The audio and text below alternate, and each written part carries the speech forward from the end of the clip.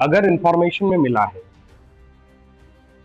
Rent paid, चलो मैं इसको ऐसा करता हूँ, ये 3 पार्ट में करता हूं, और क्लैरिटी आएगी।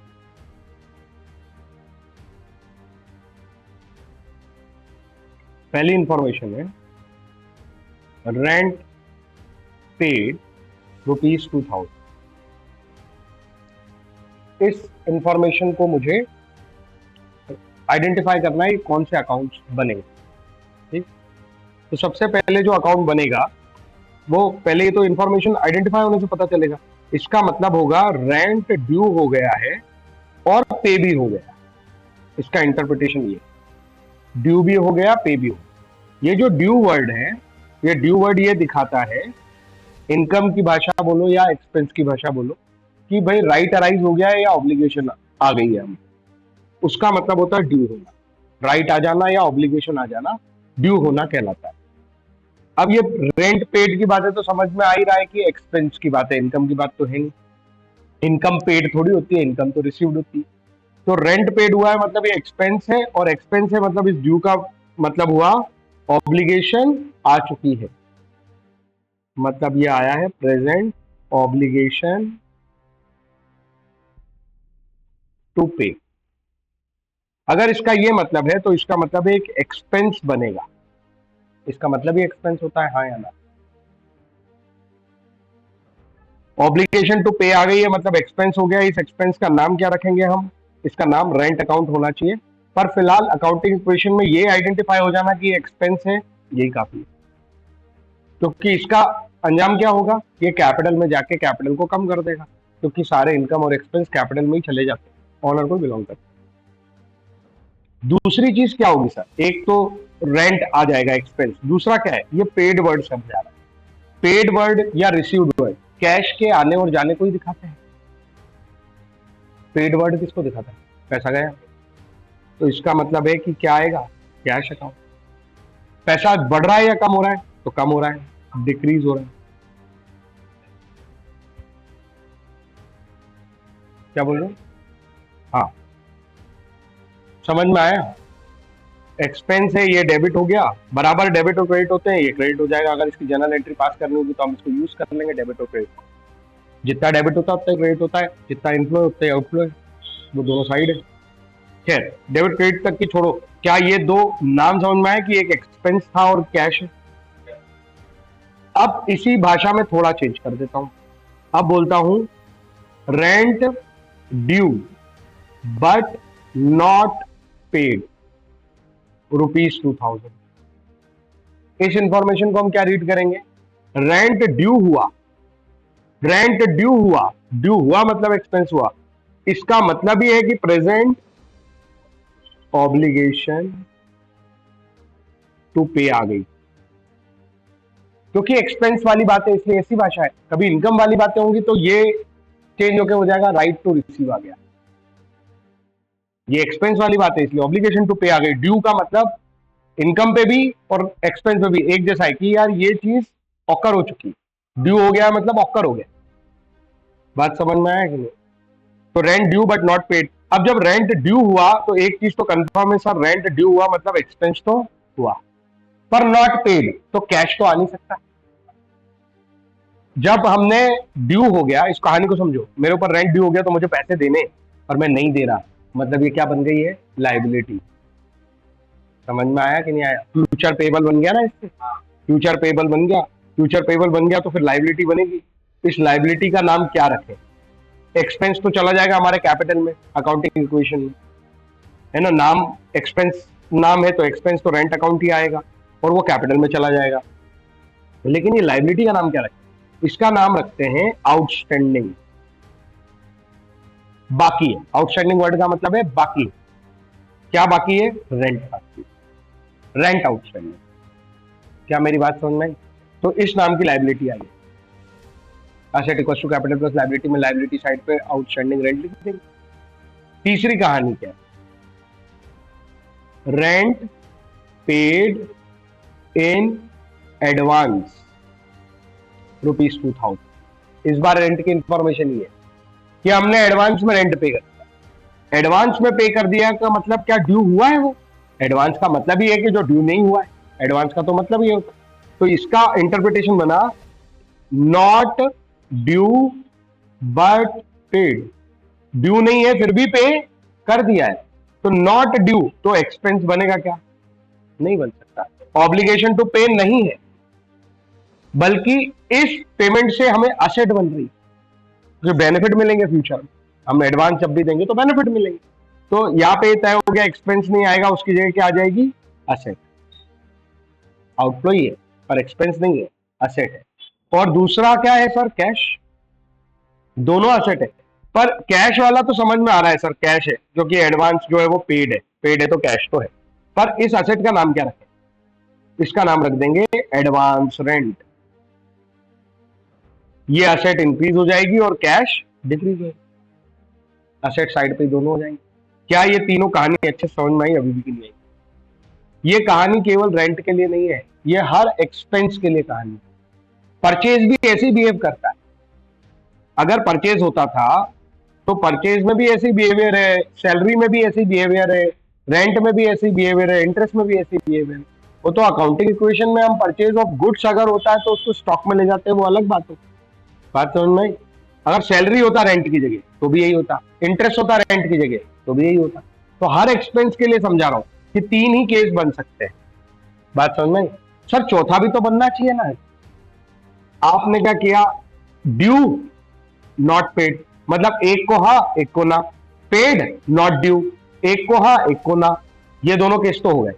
एक बार नॉट पेड हो गया, एक बार नॉट ड्यू हो गया। आपने कॉम्बिनेशन में ड्यू भी ले लिया, पे भी ले लिया, तो एक बार कॉम्बिनेशन में वो भी तो बात करो। Not due not paid. अब मैं बोलूंगा उसके अंदर कैसे बात करूं जब फाइनेंशियल वैल्यू का एक्सचेंज ही नहीं हुआ है? कोई एक्सचेंज तो हो, इसलिए उसकी बात नहीं हो पाती, इसीलिए तीन ही केस बनते हैं। जैसे तीन केस इंटरेस्ट पे बनते हैं, एक्सपेंस पे बनते हैं, वैसे ही तीन केस इनकम पे बनेंगे। इनकम के लिए भी चलो हम खुद ही फिर से बनाते हैं तो और अच्छे समझ में आएगा। इस चैप्टर, अदरवाइज वो अपना सेपरेट नाम है, रेंट अकाउंट, वो अलग बनेगा। एक्सपेंस और इनकम कभी भी कैपिटल में डालने की जो बात है, ऐसा कुछ नहीं डलता, प्रॉफिट डलता है कैपिटल में। लेकिन ये चैप्टर जो है ये अकाउंटिंग का चैप्टर नहीं है, ये अकाउंटिंग नहीं कर रहे हैं हम कह रहे हैं हर ट्रांजेक्शन से बराबर इनफ्लो और बराबर आउटफ्लो आता है, इस इक्वेशन को मैच कर रहे हैं। तो इनकम और एक्सपेंस अल्टीमेटली प्रॉफिट बनाते हैं, प्रॉफिट कैपिटल में जाता है। इस थ्योरी के कारण हम इनकम और एक्सपेंस को सीधे कैपिटल में डाल रहे हैं। ये अकाउंटिंग नहीं है, ये केवल मैचिंग है। अंतर समझ में आया? हाँ। तो रेंट का अलग से जब अकाउंटिंग करेंगे तब भी यही सब इंफॉर्मेशन है, कुछ इंफॉर्मेशन थोड़ी अलग हो जाएगी, यही इंफॉर्मेशन होगी, लेकिन उस समय हम रेंट अकाउंट अलग रिकॉग्नाइज करेंगे। परचेस ऑफ गुड्स करेंगे तो स्टॉक में नहीं डालेंगे, परचेस अकाउंट बोलेंगे। सेल ऑफ गुड्स करेंगे तो सेल अकाउंट बोलेंगे। सब इनकम सब एक्सपेंस रिकॉग्नाइज करेंगे, तो वो भी उतना ही वैल्यू रखते हैं जितनी असेट लाइबिलिटी रखते हैं। चारों अलग अलग कंपोनेंट है। अभी हम क्या कर रहे हैं? केवल असेट लाइबिलिटी रिकॉग्नाइज कर रहे हैं, सारे इनकम एक्सपेंस उठा के कैपिटल में डाल रहे हैं, ये बोल के कि इससे तो प्रॉफिट लॉस बनेगा और वो प्रॉफिट लॉस ऑनर को बिलोंग करेगा, इसलिए ये सब कैपिटल को इंपैक्ट डालेंगे। इंपैक्ट अल्टीमेटली कैपिटल में जाएगा, लेकिन अल्टीमेटली प्रोसेस थोड़ी है सीधी की कैपिटल में डाल दो, प्रोसेस में तो वो पूरे आएंगे। समझ में आई बात? अभी और इस पे बात होती रहेगी, तो टेंशन नहीं, ठीक है? तो ये गलत फहमी नहीं रखना है कि ये कैपिटल में चला है, ऐसा कुछ नहीं होता। इस चैप्टर की मजबूरी है हमारी, बस थोड़ा और फिर हम आ रहे हैं उस पर, मेन चीज पर, ज्यादा नहीं बचा है। अब देखो, इनकम पे इसी तरह की बातें करनी हो, सेम टाइप की, तो वहां पे पैसे लेने वाली बातों पे होंगी ये सब। सबसे पहले जैसे कमीशन हमारी इनकम हो तो ऐसा लिखा हो कि कमीशन रिसीव्ड ₹1000, 1000 रुपए का कमीशन मिला।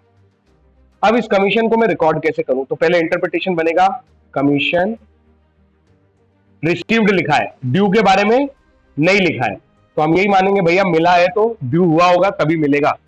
ये मन से मान रहा है, कमीशन रिसीव्ड लिख दिया, ड्यू है कि नहीं हमें क्या पता, एडवांस तो नहीं मिल गया। अरे वो लिख रहा है क्या एडवांस? नहीं लिख रहा। एडवांस लिखा है क्या उसने? नहीं। जब तक वो बोलेगा नहीं एडवांस, हम तो यही मानेंगे जो हमें मिलता है हमारा हक है तभी तो मिला है। तो इसको बोलेंगे कमीशन ड्यू एंड रिसीव। पहले तो ये बताओ, ये जो मैंने बात बताई ये समझ में आई है?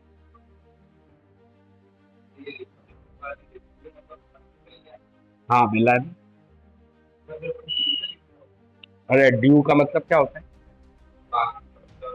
ये तो मैं अभी ऊपर बोला था, इसका मतलब होना है ऑकर होता है। ड्यू इनकम के टाइम पे अलग बिहेव करेगा, यही वर्ड यूज होगा ड्यू। एक्सपेंस ड्यू हुआ, इनकम ड्यू हुई, ड्यू दोनों होते हैं। ड्यू होने का मतलब है कि वो राइट आ गया या लाइबिलिटी आ गई हमारी। ड्यू का मतलब बाकी तो है ही नहीं, ये तो तुम जनरल इंग्लिश लगा रहे हो, ये तो मैंने बोला ही नहीं। ड्यू का मतलब बाकी थोड़ी, आउटस्टैंडिंग का मतलब था बाकी। कहां लिखा है आउटस्टैंडिंग? ड्यू होना हमारी अकाउंटिंग का नाम ही है, ड्यू बेसिस अकाउंटिंग। इस अकाउंटिंग में का नाम है ड्यू बेसिस अकाउंटिंग। ड्यू का मतलब बाकी होना नहीं है, ये तुम्हारे नॉर्मल बोलचाल की भाषा में तुम बोलते हो पैसे ड्यू हो गए।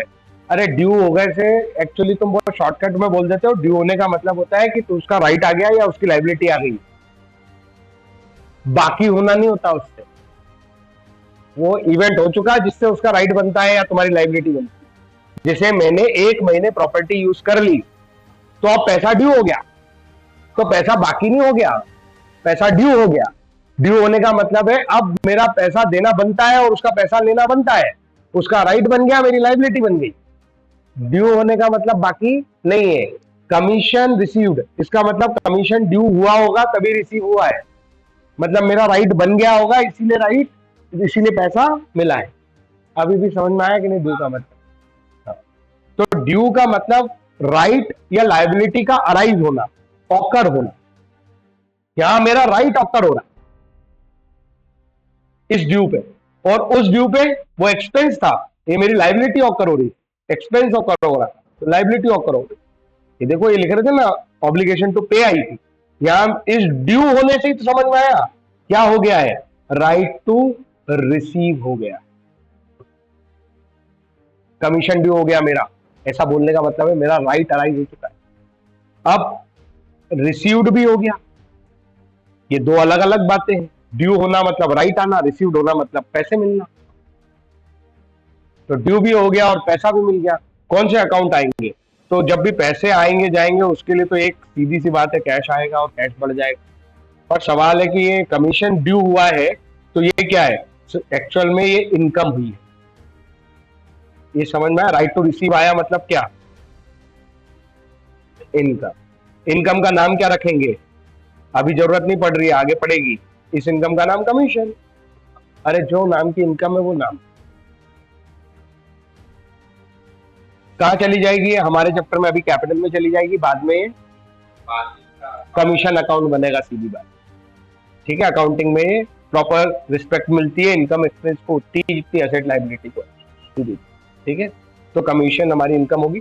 कैश बढ़ रहा है तो ये डेबिट हो जाएगा, कमीशन इनकम है, इनकम है तो ये क्रेडिट हो जाएगी। बाद में कभी डेबिट क्रेडिट करना रहेगा तो ऐसे हो जाता है। बस इतना ही और समझना है, और accounting equation, sorry general entry वाला चैप्टर समझ में आने लगा।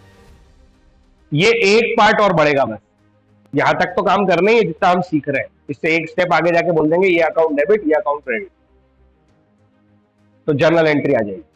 समझ में आई बात? अब देखो कमीशन की दूसरा केस क्या हो सकता है। अभी बोला ड्यू भी हो गया, रिसीव भी हो गया, तो अब कौन सा केस आना चाहिए, खुद सोचो। कमीशन रिसीव्ड बट नॉट, अरे सॉरी, हाँ रिसीव्ड लिख दिया तो advance. Commission due but not received, due का ही दूसरा केस। पैसा मिला वाला केस, ड्यू हुआ पैसा मिला, ड्यू हुआ पर पैसा नहीं मिला। यहां पे भी वही वाली बात है कि यार ड्यू हो गया ना तो इनकम तो हो गई, इनकम हो गई, इनकम का नाम रखेंगे हम कमीशन। इस चैप्टर में ये कैपिटल में चली जाएगी, कैपिटल को बढ़ा देगी इनकम। कैश तो आया नहीं, दूसरा पार्ट किधर है, कमीशन ड्यू हुआ अभी नहीं मिला, बताओ फ्यूचर पेबल की फीलिंग है कि रिसीवेबल की? इससे फ्यूचर रिसीवेबल बन रहा है, और फ्यूचर रिसीवेबल क्या होता है, क्या बात करो, फ्यूचर रिसीवेबल क्या होता है? असेट। असेट, नाम क्या रखें इस असेट का? बाकी है मिलना पैसा, इसे बुलाते हैं अक्रूड। फिर जो नाम हो, अक्रूड इनकम। आउटस्टैंडिंग नहीं बुला सकते सर बाकी है मिलने को? अभी बाकी को आपने आउटस्टैंडिंग बोल दिया था, बुला सकते हैं। लेकिन सोचो, कमीशन नाम के खर्चे भी होते हैं, कमीशन नाम की इनकम भी होती है, रेंट नाम के खर्चे भी होते हैं, रेंट नाम की इनकम भी होती है। तो लोग प्रॉब्लम में आते थे कि यार ये पता नहीं इनकम वाली बात लिखी है कि एक्सपेंस वाली बात लिखी है। तो जब बाकी वाली चीजें आती है तो वो क्या कर लेते हैं, जो खर्चे वाली चीजें उनके बाकी होने को आउटस्टैंडिंग लिख लेते हैं, और जो मिलने वाले पैसे बाकी होते हैं उसको अक्रू होना लिख देते हैं कि आएंगे। तो बाकी होने को ही इंग्लिश के दो टर्म यूज कर रहे हैं, एक्सपेंस के लिए आउटस्टैंडिंग है और इनकम के लिए अक्रूड है। Accrued income, outstanding expense. अभी कुछ कुछ समझ में आया कल के बाद कि नहीं, अभी भी नहीं आया। अब तीसरा केस क्या बन सकता है इनकम का? इनकम एडवांस में मिल गई, हम लिख देंगे क्या? Commission received in advance. किसमें मिल गया कमीशन? एडवांस में। रिसीव्ड वर्ड आया, कमीशन एडवांस में मिला, मतलब एक चीज तो तय है कि कैश आया और कैश बढ़ गया। सवाल ये है कि ये क्या मेरी इनकम है? एडवांस में मिली हुई चीज, इसके लिए फ्यूचर में मुझे परफॉर्म करना पड़ेगा, तो ये लायबिलिटी बनाई। तो लायबिलिटी कैसे बनेगी सर? क्या नाम रखे हम लायबिलिटी का? Advance commission. और एक एग्जांपल अपन ने पीछे किया था, उसमें लायबिलिटी थी भी सही। आया, समझ आया अभी भी कि नहीं? कंसेप्ट से, हाँ। ये बात समझ में आ रही है तुम्हें? कमीशन ड्यू हो गया मतलब इनकम तो हो गई, पर पैसे अभी नहीं मिले, ये लिखा है उसने, बट नॉट रिसीव्ड। ऐसा हो जाता है ना? ये आया तो है इनकम में। अब बताओ, पैसे नहीं आए तो पैसे लिख दो, पैसे आ गए, वो पैसे बाद में आएंगे। यस,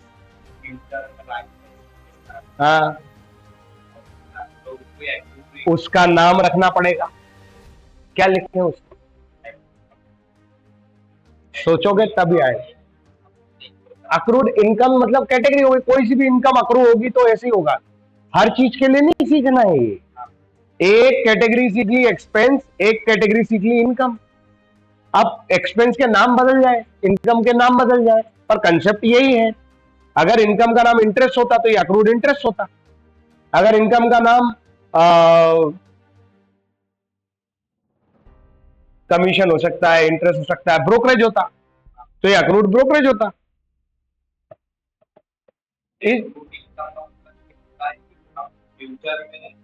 पैसे कमा लिए हैं और वो अभी मिले नहीं है, वो फ्यूचर में मिलेंगे। समझ में आई बात?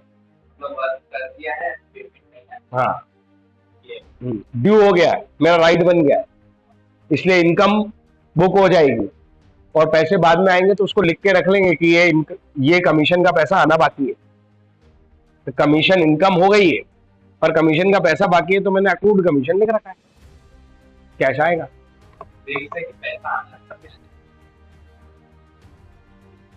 अरे तुम सेल कर दोगे अभी तो यही करते, सेल कर दोगे तो डेटर पैसा देगा ना, तो डेटर का नाम लिख के रखना नहीं पड़ेगा? उसके जैसा नहीं है ये? इनकम हो गई, बात गुड्स बेच के इनकम करोगे तो सेल पे आ गया वो, और अगर कमीशन की इनकम है तो कमीशन पे आ गया, हर इनकम। ऐसे ये परचेज जैसा है। परचेज को लायबिलिटी नहीं बनाया था तुमने क्रेडिटर बोल के, इसी को क्रेडिटर बोल के लायबिलिटी बनाया था ना। सामान खरीद लिया तो ऑब्लिगेशन टू पे तो आ गई है, नहीं दे रहे हो पैसे तो क्रेडिटर बोलो। यही चीज दूसरे एक्सपेंस पे उसी एक्सपेंस के नाम के आगे आउटस्टैंडिंग आ जाता है। इनको क्रेडिटर डेटर नहीं बोलते। क्रेडिटर डेटर सिर्फ किसको बोलते हैं? जो गुड्स के लेनदार देनदार होते। अकाउंटिंग इसलिए हो रही है कि डेटा इतनी सिस्टमेटिकली लिखा जाए जब उसे पढ़े तो सब चीजें क्लियर हो। डेटा पढ़ के ये पता चलेगा कि ये क्रेडिट सेल हुई है, ये सेल ही हुई है और ये क्रेडिट सेल हुई है। लेकिन जब ऐसा अक्रूड कमीशन लिखेगा तो ये सेल वाला पैसा नहीं है, ये कमीशन का पैसा है। वही डेटर जैसा, just like data, data asset ही तो थी, फ्यूचर रिसीवेबल ही तो था, बस नाम डेटर था, यहाँ पे नाम बदल दिया अक्रूड कमीशन बोला। कोई अंतर है क्या? ये सेल जैसा है, ये परचेज जैसा है। और ये वो कहानी है कि एडवांस में आपको कोई परचेज, आप परचेज मत करो, एडवांस दे आओ, तो राइट ही बनेगा ना, राइट बनेगा, प्रीपेड एडवांस।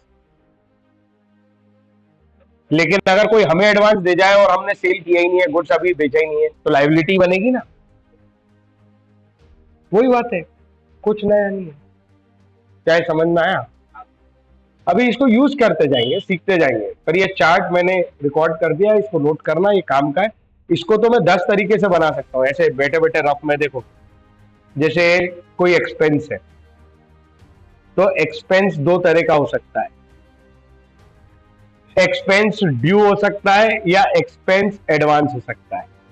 मैंने कोई एडवांस में एक्सपेंस किया है, एडवांस एक्सपेंस तो हमेशा क्या बनेगी? अरे कोई खर्चा एडवांस में करोगे, प्रीपेड करते हैं अपन मोबाइल पे, तो फ्यूचर में बेनिफिट मिलते हैं। एडवांस एक्सपेंस, एडवांस दिया है मतलब फ्यूचर बेनिफिट है कि नहीं इससे? लेकिन अगर ड्यू हुआ तो वो एक्सपेंस बनेगा। तो एक्सपेंडिचर दो पार्ट में हो सकता है, एडवांस दोगे तो एसेट बन जाएगी, और ड्यू हो गया तो एक्सपेंस बनेगा। आया, समझ आया? कोई डाउट है तो बताओ। ऐसे इनकम पे, अब ये ड्यू के दो पार्ट हो सकते थे, due and paid, due but not paid, due and paid, due but not paid. भाई दोनों केस में एक्सपेंस तो होगा ही। पेड कर दोगे तो कैश कम हो जाएगा, पे नहीं करोगे तो आउटस्टैंडिंग लायबिलिटी आ जाएगी। नहीं आया समझ? आउटस्टैंडिंग एक्सपेंस हो जाएगा। ये समझ में आया? ये प्रीपेड का केस है, ये आउटस्टैंडिंग का केस है, ये एक्सपेंस का केस, कैश कम हो गया। तीन ही तो बातें।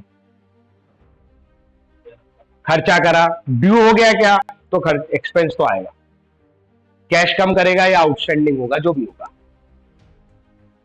ड्यू हुआ ही नहीं है, पहले ही दे दिया है, एडवांस दिया है, तो ये तो एक्सपेंस है ही नहीं, ये तो असेट है, प्रीपेड है। आया? थोड़ा समझ में आया ना? इस पे करेंगे और बातें करेंगे। इनकम पे भी ऐसी बस इतना ही सोचना होता है और कुछ भी नहीं।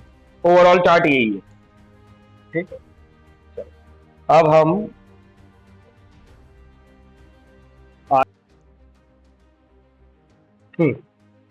इलस्ट्रेशन 6 को पढ़ते हैं और फटाफट करने की कोशिश करते हैं, देखें क्या क्या समझ में।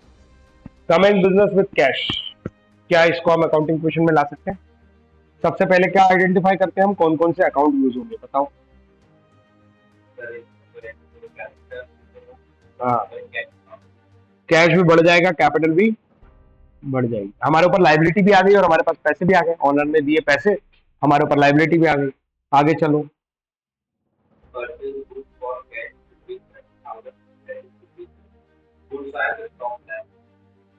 पहले पूरा पढ़ो, फिर वो जल्दी आंसर नहीं करना, मेरे को समझाओ कि ये हुआ क्या। पूरा पढ़ के इंटरप्रेट करके फिर बोलना है।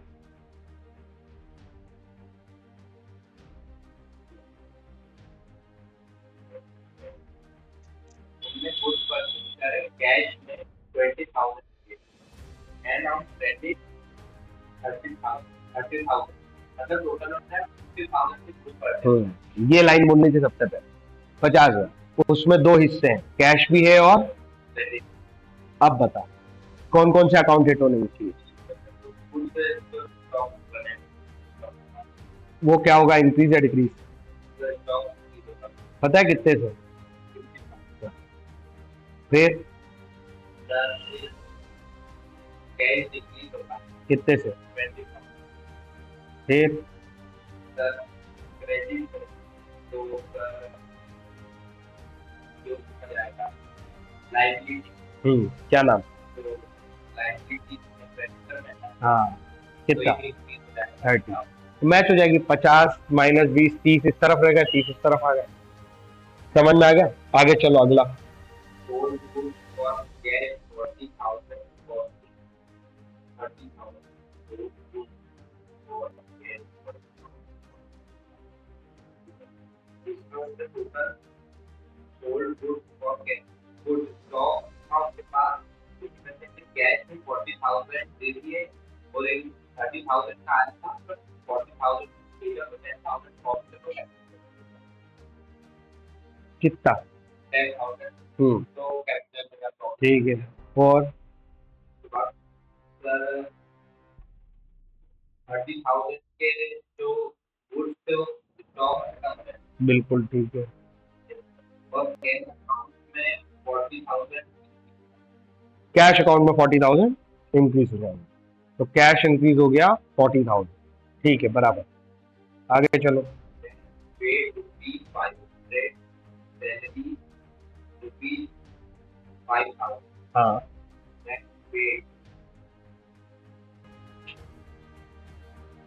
Rent paid. ये rent, income, expense, asset, liability कौन सी कैटेगरी का लग रहा है? रेंट पेड आउटफ्लो वाली बातें हैं, इनफ्लो वाले तो छोड़ ही दो तुम। अब बचे असेट और एक्सपेंस। अब इतना सिंपल होता सोचो, इसलिए चार्ट होना है।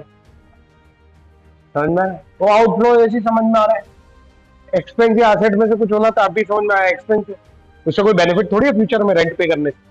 फ्यूचर का बेनिफिट है? फ्यूचर मेरा कोई ऑनरशिप आ गया, कोई राइट आ गया, कोई कंट्रोल आ गया, नहीं आया, तो ये एक्सपेंस हुआ। एक्सपेंस के लिए हमने तय कर रखा है कैपिटल में से कम हो जाएगा।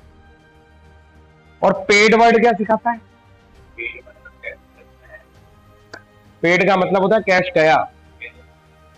इतनी सिंपल बात है। और सैलरी ये भी पेड ही है, 5,000। तो सीधी बात हो गई, 5,000 की सैलरी कम, 500 रुपए का रेंट कम, दोनों कम, किसमें से? कैपिटल में से 5,500 माइनस कर देंगे, कैश भी 5,500 माइनस हो जाएगा। नहीं आया समझ? चेक करो आंसर। ये समझ आया कि नहीं आया, ये बताओ।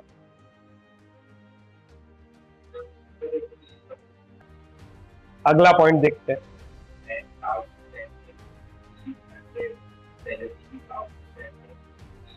1,000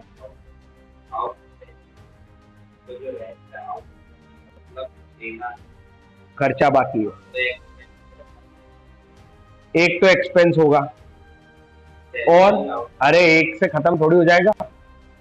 एक तो तुमने एक्सपेंस बोल दिया रेंट को, इसका दूसरा पार्ट का है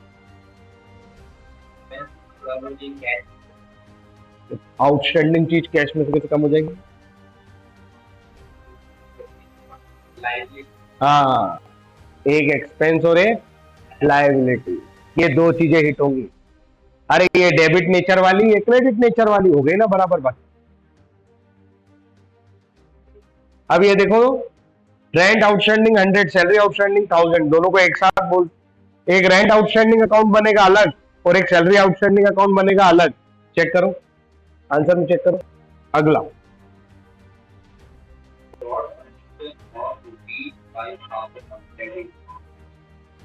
फर्नीचर खरीदा है उधार पे। इसको सोचो, पैसे वैसे दिए क्या? ये सोचो ना, जो बोला वो, फर्नीचर खरीदा है उधार पे, ये ऐसे तुम पढ़ा करो। जब उधार पे खरीदा है तो कैश दिया है क्या? तो अब फर्नीचर खरीदा है तो फर्नीचर तो आएगा ना, बिजनेस में खरीदा है तो आएगा ही। उधार पे लाए हो चाहे जैसे लाए हो, वो तो आ गया। तो एक फर्नीचर अकाउंट तो बनेगा, उस पर अपना कंट्रोल है, लेकिन उधार है। उधार है तो लायबिलिटी है। इसका नाम लिखेंगे हम क्रेडिटर फॉर फर्नीचर। इतना डिटेल क्यों लिख रहे हो सर? क्योंकि अकेला क्रेडिटर तो गुड्स का होता है। अरे उधार यही है, एक्सपेंस भी सब उधारी थी, अलग नाम लिखा कि नहीं, आउटस्टैंडिंग एक्सपेंस। समझ आई बात? ताकि ये पता चले कौन सी उधारी है, मिक्स ना हो जाए उधारी। सब उधारी है, आउटस्टैंडिंग एक्सपेंस उधारी है, क्रेडिटर वो भी उधारी, वो गुड्स की है, ये उधारी हो जाएगी क्रेडिटर फॉर फर्नीचर। चेक करो, देखो पीछे क्रेडिटर फर्नीचर करके अलग से उधारी बनाई।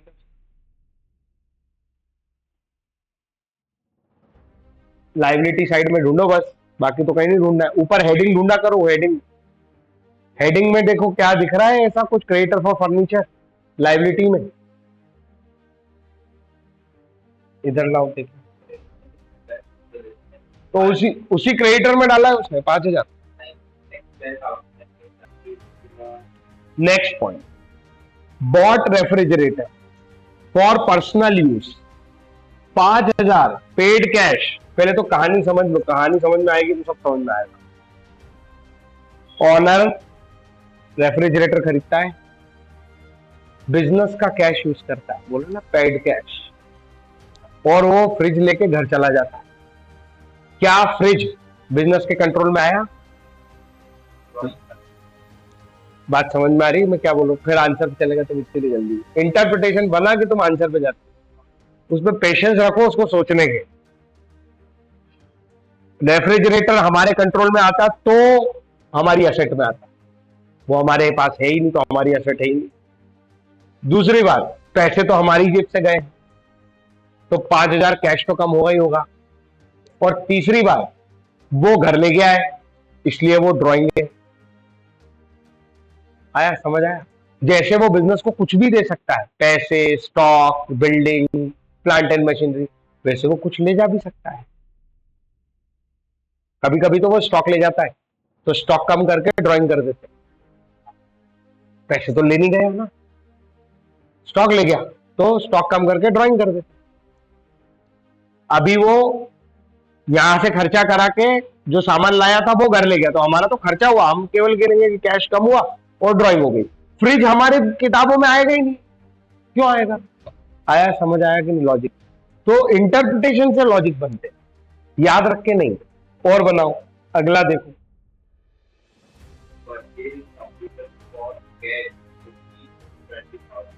ये किसके लिए खरीदा होगा उसने? हाँ, कोई लिखा थोड़ी कि पर्सनल यूज है, ऐसे जबरदस्ती डाउट नहीं लेना। तो कंप्यूटर है, ये असेट है या स्टॉक है? अगर स्टॉक होता तो वो तो स्टॉक लिखता है ना, कंप्यूटर की दुकान वाला थोड़ी कंप्यूटर लिखता है, वो तो स्टॉक लिखता है। तो ये कंप्यूटर तो पक्का असेट है, कंप्यूटर नाम की असेट आ जाएगी और कैश चला जाएगा। कितना सिंपल है। ऐसे अपने आप से बात करते हो करोगे तो ज्यादा इन्वॉल्व हो पाओगे उसमें और जल्दी समझोगे। अगला देखो, cash withdraw for personal use rupees 10,000, cash withdraw for personal use rupees 10,000, तो पहले तो 10,000 कैश माइनस हमारे बिजनेस से गए, हमारे कैश गया, और ड्राइंग में वही कैपिटल में से माइनस करते हैं ड्राइंग को, ड्राइंग का अलग से लिखते हो। कैपिटल में माइनस, हाँ, तो इधर कैश कम और इधर कैपिटल कम। अरे इक्वेशन सोच रहे हो ना, दोनों साइड माइनस हो रहा है। आगे चलो, तो इसका ड्राइंग का अपन नहीं बना सकते ना अलग से, अच्छा फिर वही बात, असेट इक्वल टू लाइबिलिटी बनाना है बस, हाँ और कुछ बनाना ही नहीं है। यही तो बात है, हम रेंट वेंट कुछ भी कहाँ बना रहे हैं, कुछ भी असेट और लाइबिलिटी बस यही आना चाहिए। तो कैपिटल लाइबिलिटी है तो सही पार्टनर की, वो पैसे देता है तो बढ़ जाती है, ले जाता है तो कम हो जाती है। पर हमें पता है कि वो ड्राइंग है, जब अकाउंटिंग करेंगे तो ड्राइंग अकाउंट डेबिट। अरे ये सब बता के इसलिए रख रहा हूँ, नहीं तो बाद में बोलोगे सर वो चैप्टर में तो आपने कुछ और पढ़ाया है।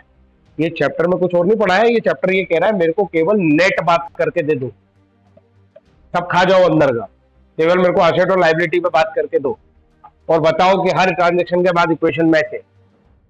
इसलिए मैं ये सारी बातें यूज नहीं कर सकता यहाँ पे अभी। आया, समझ आया? आगे चलो, ये लास्ट वाली एंट्री तो बहुत ही मजेदार है, और इस लास्ट एंट्री को मुझे सिखाना पड़ेगा पहले, तब सीखोगे। एक कहानी समझो पहले, तब ये कंसेप्ट समझ में। पहले तो पॉइंट क्या लिखा है वो बता, interest on drawing charges and interest on capital. यही दो बातें हैं ना, interest on drawing and interest on capital. ये हमारा बिजनेस, ये रहा ऑनर। ये ड्राइंग और कैपिटल दोनों इसी के साथ के रिलेशन है ना अपने। ये हमें पैसे देता है, क्या नाम रहता है इस पैसे का? कैपिटल। ये हमसे पैसे ले जाता है, डायरेक्शन देखो, तो क्या नाम हो जाता है इसी पैसे का? अब मेरे को बताओ, जब ये हमें पैसे देता है तो इस पैसे के बदले ये हमसे इंटरेस्ट ले सकता है, जो हम उसके पैसे यूज कर रहे हैं। जैसे हम बैंक के पैसे यूज करते हैं, बैंक हमसे इंटरेस्ट लेता है, बैंक हमारे पैसे यूज करता है, हम बैंक से इंटरेस्ट लेते हैं। चार्ज है ये तो पैसा यूज करने का, जैसे प्रॉपर्टी यूज करने का चार्ज है रेंट, पैसा यूज करने का चार्ज है इंटरेस्ट। तो जब हमारा बिजनेस ऑनर के पैसे यूज कर रहा था कैपिटल नाम के, तो उसे पे करनी पड़ेगी interest on capital. Interest on capital का डायरेक्शन देखो क्या है हमारे लिए देखो क्या है ये? एक्सपेंस। बोलो हाँ या ना? अरे इंटरेस्ट है तो ये तो एक्सपेंस ही रहेगा ना अपने लिए, क्या रहेगा? इंटरेस्ट है तो एक्सपेंस है, हमें पे करना है। दूसरी तरफ देखो, ड्राइंग ये हमसे करता है, हमारे पैसे ले जाता है, ड्रॉ करने का मतलब ये। तो ये क्या देगा? हमें इंटरेस्ट देगा। इंटरेस्ट ऑन ड्राइंग हमें मिलेगा, तो ये क्या हो गई? मतलब इंटरेस्ट ऑन कैपिटल हमारे लिए एक्सपेंस होता है, इंटरेस्ट ऑन ड्राइंग हमारे लिए इनकम होती है। ये बात समझ आई कि? यहां नीचे लिख दूं, समझ पाओगे? देखो, interest on expense ₹500 suppose. Interest on expense क्या बोलो? Interest on capital. ये मेरा एक्सपेंस है कि इनकम? चलो बताओ। हमें मिलेगा तो इनकम, देना पड़े तो एक्सपेंस। बताओ, इंटरेस्ट ऑन कैपिटल देते हो या मिलता है? हाँ, दे, बिल्कुल। ये हमारा एक्सपेंस। अब एक्सपेंस को कैसे रिकॉर्ड करते हो? जब एक्सपेंस हो जाता है तो कैसे रिकॉर्ड करते हो? एक तो एक्सपेंस में रिकॉर्ड हो जाता है, पर पैसा दे रहे हैं क्या? कोई बोला नहीं है पैसा दे रहे हैं। ऑनर से जब भी लेन देन करते हैं तो एक अकाउंट पक्का आता है, उसका नाम क्या है? हाँ। अब बताओ, जब ऑनर को, हमारे लिए एक्सपेंस है तो आउटफ्लो होगा, डिक्रीज होगा ना फंड। और ऑनर को ये मिलेगा तो ऑनर का फंड क्या होना चाहिए? इंक्रीज होना चाहिए। मतलब, पर अपने साथ मजेदार बात क्या है, जब ये अपन बाद में अकाउंटिंग करेंगे तो बहुत अच्छे से समझ में आएगा। इसकी एंट्री बहुत सिंपल, यही वाली एंट्री होगी इसकी। ये एक्सपेंस डेबिट हो जाएगा और उसकी कैपिटल क्रेडिट हो जाएगी, बहुत आराम से समझ में आएगा। लेकिन ये चैप्टर इसमें बहुत बवाल कर देता है। क्यों? क्योंकि हम एक्सपेंस को भी कौन से अकाउंट में ले जाते हैं करने हैंडल, और ये वाला पार्ट तो कैपिटल में है ही। मतलब 500 इधर भी होगा, 500 इधर भी होगा, दोनों कैपिटल में ही हो जाएंगे। कैपिटल में ही प्लस करेंगे 500, कैपिटल में ही माइनस करेंगे 500। अकाउंटिंग में इतनी दिक्कत नहीं दिखेगी, सही दिखेगा। पर इस चैप्टर में एक्सपेंस को भी कैपिटल में डाल देते हैं, इसलिए प्रॉब्लम। अरे जो कैपिटल में आ रहा है वो तो ठीक है, वहां पे ऐसे आएगा, यहां भी ऐसे आएगा, लेकिन एक्सपेंस को भी कैपिटल में डाल देते हो, इसलिए ये बवाल होगा कि ऐसा दिखेगा कि 500 प्लस भी कैपिटल में, 500 माइनस भी कैपिटल में। पर एक्चुअली जो माइनस हुए वो एक्सपेंस की वजह से हुए और प्लस हुए क्योंकि उसको पैसा मिला। अरे हमने दिया, उसको मिला। हमारे उसके बीच में कैपिटल अकाउंट तो आता ही है, तो उसका कैपिटल तो बढ़ना ही था। हमने खर्चा किया इसलिए उसका कैपिटल कम भी होना था। समझ आए? कैश तो लगा आया गया ही, तो दोनों प्लस और माइनस 500 अगर एक ही जगह हो जाए तो इफेक्ट तो जीरो ही हुआ। इंटरेस्ट ऑन ड्राइंग के साथ भी ऐसे ही हो जाता है।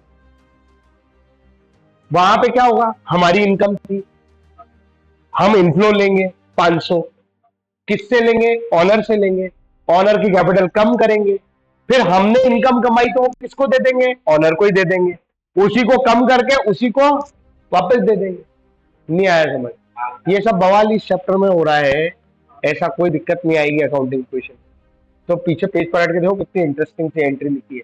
यही 2 बार 500 एक्सपेंस के इंटरेस्ट ऑन कैपिटल के लिए प्लस माइनस किए, और 2 बार 500 इंटरेस्ट ऑन ड्राइंग के लिए प्लस माइनस किए होंगे।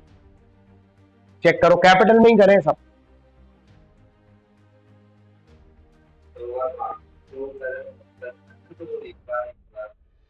हाँ, वो एक बार इसलिए क्योंकि हम इकट्ठा वो दिखा रहे हैं 500 का, पर तुम समझ रहे हो ना,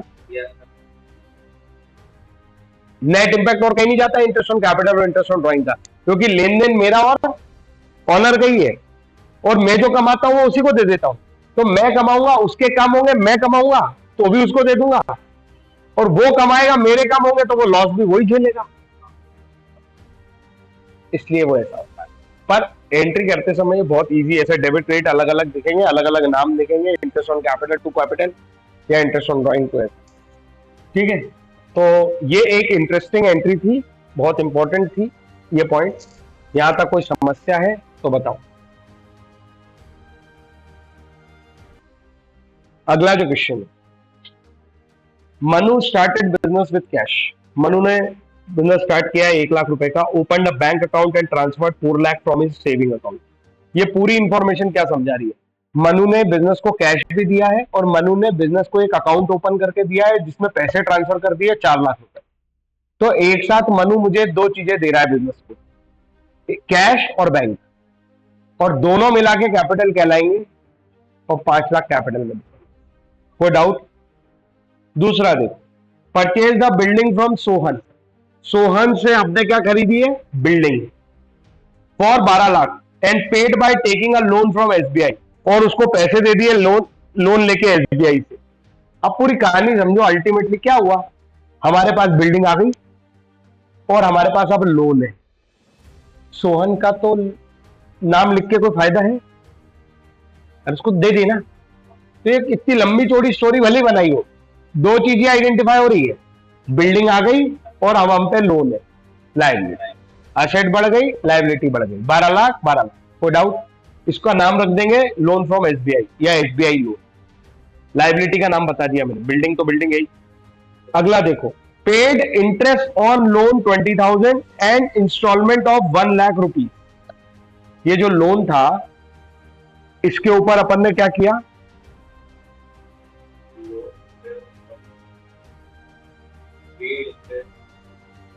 20,000 एंड इंस्टॉलमेंट ऑफ 1 लाख। पहले तो इसका मीनिंग बताओ कि ये हुआ। अरे 12 लाख का लोन लिया ना अपन ने एसबीआई से, उसी की बातें हो रही है।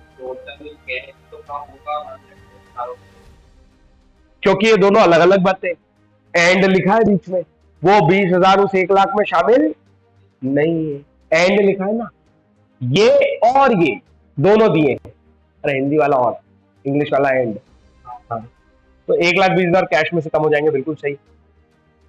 लोन में से कितना कम करोगे? 1,20 या 1? लोन में तो एक कम। बाकी तो हमारी सर्विस चार्जेस है, उसके वापस तो हम 1 लाख ही कर रहे हैं। इंटरेस्ट तो एक्सपेंस है, अरे है ना ये एक्सपेंस, और ये ड्यू हो गया है, तो ये कहां से कम हो जाएगा? कैपिटल में से। समझ में आया? अगला चलो, purchase goods from Rohan on credit. Purchase goods है तो स्टॉक है तो वो बढ़ेगा। रोहन से नाम लिखा है, क्रेडिटर है, लेकिन हम तो क्या यार नाम यूज करेंगे? रोहन। अरे उसको नाम लिख के दिया। क्रेडिटर तब यूज करते जब वो रोहन का नाम नहीं होता, तो हमें क्रेडिटर लिखना पड़ता। इसे बोले एक व्यक्ति है, ऐसा हो गया क्रेडिटर से। पर जब उसका नाम पता है तो एक व्यक्ति है थोड़ी लिखेंगे, हम लिखेंगे रोहन है। आगे चलो, गुड्स रिटर्न टू रोहन। अभी गुड्स ऊपर खरीदे थे इससे, अब इसको वापस दे रहे। अगर हम किसी को खरीदे हुए गुड्स वापस देंगे तो स्टॉक वापस से कम नहीं होगा, एक तरफ तो स्टॉक कम हो जाएगा, दूसरा ये रोहन की उधारी उतनी रहेगी क्या? बस खत्म। अरे क्रेडिट पे ही लिया था ना माल, तो गुड्स स्टॉक कम, उधारी कम। आगे चलो, sold goods 40,000 for 50,000 on credit to Ram. पहली बात तो गुड्स बिका है तो स्टॉक कम होगा। स्टॉक कितने से कम होता है? कॉस्ट पे। 40,000 से, बेचा है 10,000 रुपए का प्रॉफिट कमाया है, तो कैपिटल में तो गए 10,000, बची बात 50,000 रुपए की, कैश तो आया नहीं है, उधार पे बेचा है, लाइबिलिटी नहीं है, असेट है असेट। राम से पैसे लूंगा मैं फ्यूचर में, तो यही भूल जाता है। इस कहानी को पढ़ के बता, तेरे को लाइबिलिटी की फील कैसे आ रही है, किसको पैसे देने हैं तुझे? नहीं, liability तो सर asset है, वही। हाँ, तो फिर लाइबिलिटी क्यों बोल, इसलिए मैं बोल रहा हूँ मीनिंग से आता है।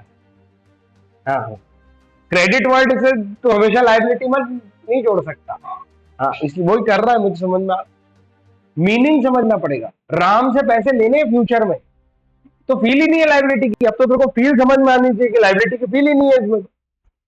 मैं कहा फ्यूचर में किसी को कुछ देने वाला हूँ, इस ट्रांजेक्शन को मैं फ्यूचर में लेने वाला हूँ, असेट बनाएगा ना ये। अगला चल, took goods from business for personal use, ये क्या हुआ? ऑनर ले गया goods, took from business, business बेचे, तो ड्रॉ कैपिटल कम कर देंगे। नहीं, तो पहले तो कुछ स्टॉक कम होगा, हाँ, स्टॉक के बाद में से बिजनेस लेगा तो ड्राइंग को आपको कैपिटल हाँ, ठीक, बराबर। अगला वाला बताओ, accrued interest. Approve interest, B type of approve interest कम के लिए हो यूज होता है, ये कोई इंटरेस्ट की इनकम होगी, इसकी कहानी सोचो, इंटरेस्ट की इनकम होगी, ड्यू हो गई होगी, पर पैसे नहीं मिले हैं, ये नहीं आएगी समझ तो सोच नहीं पाएंगे, इसलिए आज वो सिखाया है, इसलिए उसको रिवाइज कर। ये इनकम होगी जो ड्यू हो गई होगी, मतलब इनकम तो पक्का आएगी, अरे हाँ या ना, इनकम ड्यू हो गई होगी वाले में ही तो आएगा अक्रूड इंटरेस्ट, एडवांस थोड़ी मिला है, अक्रूड है। इनकम हो गई, कैश में रिसीव नहीं हुई, कैश नहीं मिला इसका, इनकम हो गई तो कैपिटल तो बढ़ा ही दो, इनकम हो गई कैपिटल तो बढ़ी गई, कैश तो मिला नहीं, तो ये दूसरी असेट बन जाएगी अक्रूड इंटरेस्ट। तो एक अक्रूड इंटरेस्ट और एक कैपिटल, चेक करो पीछे जाके, 5,000 रुपए एक अक्रूड इंटरेस्ट और एक कैपिटल में बढ़ गया। ये समझ आया अभी भी कि नहीं, ये दो इम्पैक्ट इसके?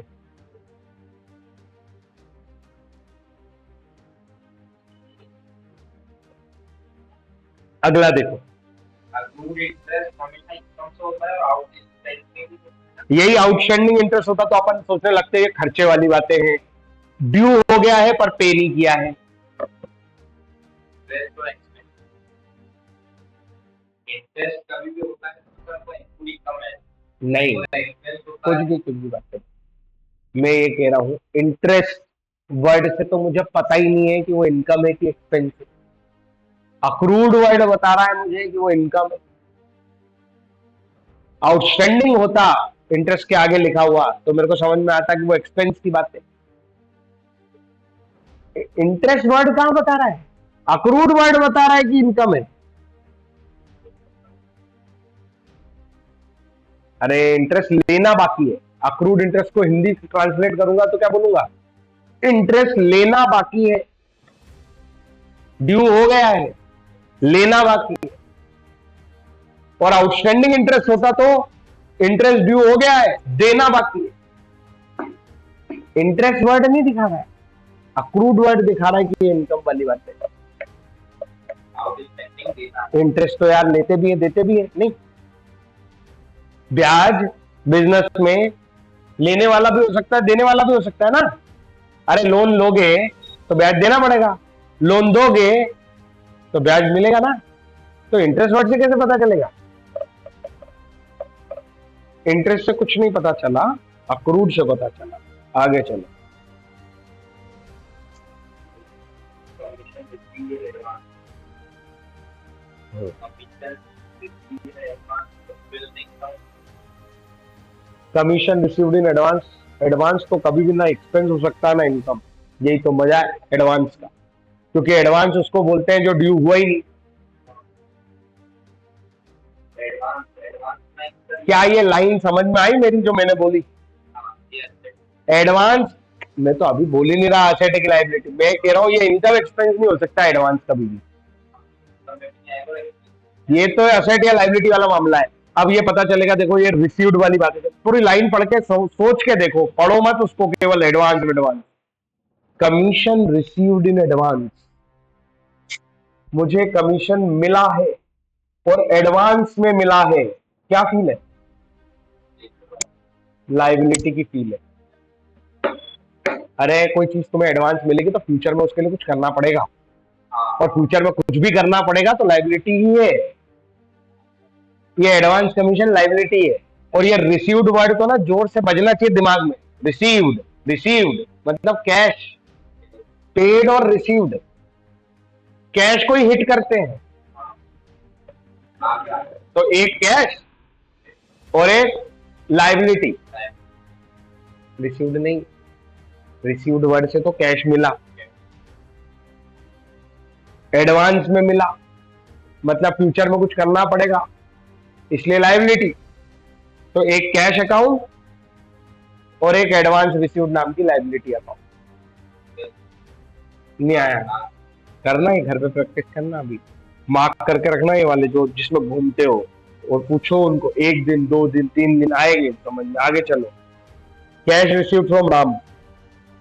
ये Ram, cash received from Ram. Ram कौन है? ऊपर देखो, ढूंढो, मिलेगा राम है क्या कहीं?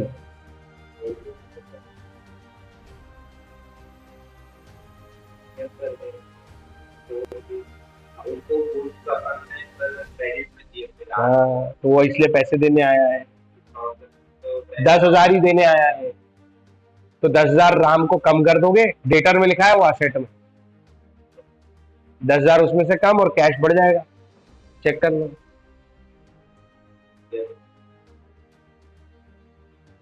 ये समझ में आ गए क्वेश्चन?